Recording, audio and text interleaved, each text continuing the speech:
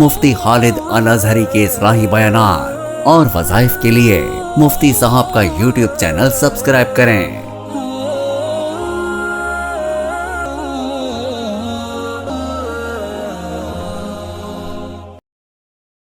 نحمده ونصلي ونسلم على رسوله الكريم اما بعد فاعوذ بالله من الشیطان الرجیم بسم اللہ الرحمن الرحیم۔ معزز ناظرین کرام، السلام علیکم ورحمۃ اللہ وبرکاتہ۔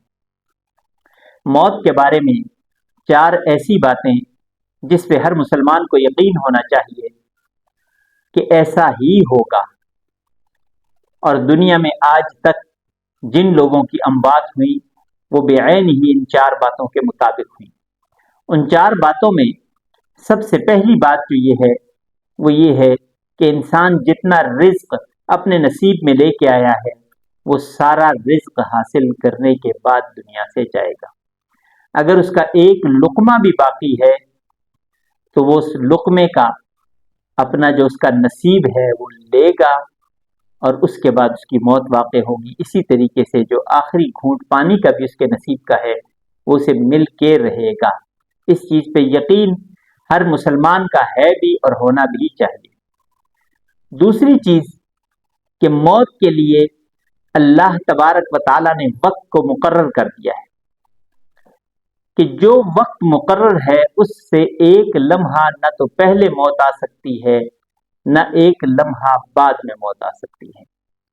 قرآن کریم میں اللہ تبارک و تعالیٰ فرماتے ہیں اذا جاء اجلهم لا يستأخرون ساعة ولا يستقدمون، جب وقت مقررہ آ جاتا ہے تو نہ ایک لمحہ اس سے پہلے موت آتی ہے نہ ایک لمحہ اس کے بعد موت آتی ہے۔ کیونکہ موت کے لیے وقت مقرر ہے تو یہ بھی ہر ایک کو یقین ہونا چاہیے کہ جو وقت ہے اس وقت سے نہ پہلے ہوگی نہ بعد میں ہوگی۔ تیسری چیز کہ موت کے لیے اللہ نے جگہ بھی مقرر کر دی ہے۔ موت کی جگہ اللہ نے مقرر کر دی اور یہ کسی کو معلوم نہیں،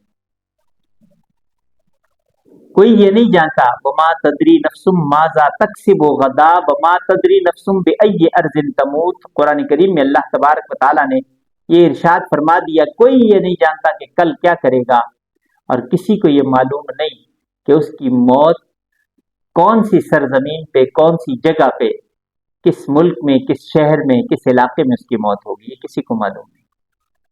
لیکن اللہ تبارک و تعالیٰ نے اس کے لیے جگہ مقرر کر دی ہے کہ فلاں جگہ اس کی موت ہوگی، اور یہ خود بخود حدیث مبارکہ میں آتا ہے جہاں انسان کی موت لکھی ہوتی ہے اللہ وہاں اس کے لیے کوئی حاجت پیدا فرما دیتے ہیں۔ یہ اپنی حاجت کے لیے اس جگہ جاتا ہے، اپنی ضرورت کے لیے وہاں جاتا ہے، اور موت اس تک پہنچ جاتی ہے، اس لیے کہ اللہ نے اس کی موت اس جگہ پہ مقرر کی تھی تو اس جگہ تک یہ اپنی حاجت کے ساتھ خود بخود پہنچ جاتا ہے۔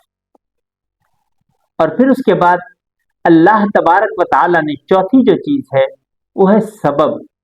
اللہ نے سبب بھی بنایا ہے، ایسے ہی نہیں کہ کوئی اچانک مر گیا، اس کی موت کا کوئی سبب ضرور ہوگا۔ آپ دیکھتے ہیں کہ بندہ بیمار ہوتا ہے، وہ بیماری اس کی ہلاکت کا، فوتگی کا باعث بن جاتی ہے۔ کوئی حادثہ ہوتا ہے وہ موت کا سبب بن جاتا ہے۔ دل کا دورہ پڑتا ہے وہ موت کا سبب بن جاتا ہے۔ دماغ کی شریان پھٹ جاتی ہے، موت کا باعث بن جاتی ہے۔ گولی لگ گئی، موت کا، چونکہ یہ سبب مقرر تھا، موت واقع ہو گئی۔ خدا نخواستہ کوئی حادثہ یا دھماکہ ہو گیا، کوئی وبا آ گئی۔ اصل بات یہ ہے کہ اس شخص کے لیے یہ بات طے تھی کہ اس کی موت ایسے ہونی ہے۔ حضرت خالد ابن ولید رضی اللہ تعالی عنہ کا آپ حضرات نے واقعات بے شمار ان کے سنے ہیں۔ خالد ابن ولید بہادر ترین انسان، صحابہ میں جرنیل کا لقب پانے والے، نبی پاک صلی اللہ علیہ وسلم نے انہیں فرمایا کہ اللہ کی تلواروں میں سے ایک تلوار خالد ہے۔ وہ خالد ابن ولید ساری زندگی ان کی میدان جہاد میں گزری، میدان عمل میں گزری۔ ان کے جسم پہ 4 انگلیوں کے برابر بھی کوئی جگہ ایسی نہیں تھی کہ جس میں کوئی تیر یا تلوار کا زخم نہ ہو، اور یہ سارے زخم میدان جنگ میں لگے۔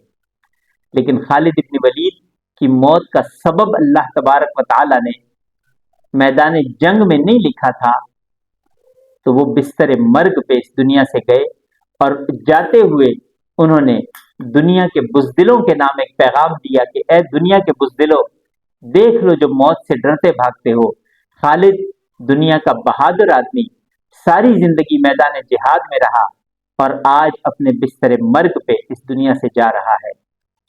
تو کہنے کا مقصد یہ کہ سبب اللہ نے بنایا ہے، جس جگہ جس سبب سے جس وقت میں جس کی موت لکھی ہے وہ موت اسی وقت آئے گی۔